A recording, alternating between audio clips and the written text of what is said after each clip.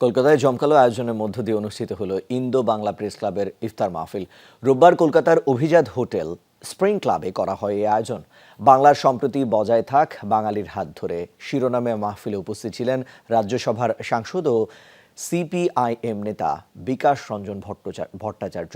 আর উপস্থিত ছিলেন শিক্ষাবিদ পবিত্র সরকার, কলকাতার বাংলাদেশ উপ হাইকমিশনার আন্দালিব ইলিয়াস, মিশনের প্রথম প্রেস সচিব রঞ্জন সেন, কলকাতার বুক সেলার্স গিল্ডের সভাপতি ত্রিদীপ ভট্টাচার্য, সঙ্গীতশিল্পী সৈকত মিত্র এবং কলকাতা প্রেস ক্লাবের সভাপতি স্নেহাশিস সুর। দেশীয় ফল ফলাদির পাশাপাশি ইফতারের মূল আকর্ষণ ছিল ঐতিহ্যবাহী বাংলা খাবার। ধর্মীয় সম্প্রীতি বাড়াতে ক্লাবের এমন উদ্যোগকে স্বাগত জানান অনুষ্ঠানে আগত অতিথিরা। নানা শ্রেণী পেশার মানুষ ছাড়াও অনুষ্ঠানে উপস্থিত ছিলেন বিমান বাংলাদেশ ও সোনালী ব্যাংকের প্রতিনিধিরা।